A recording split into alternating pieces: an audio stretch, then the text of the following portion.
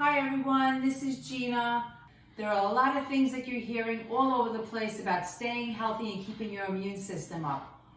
3 of the greatest things you can take that are supplements found in the grocery store or any health food store. 1 is vitamin C.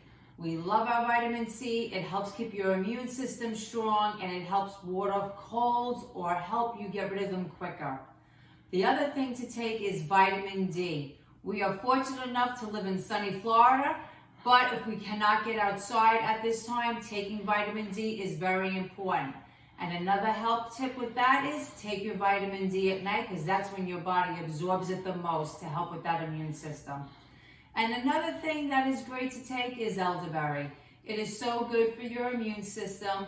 These 3 supplements help keep your immune system strong and healthy, or can help it become stronger than it already is.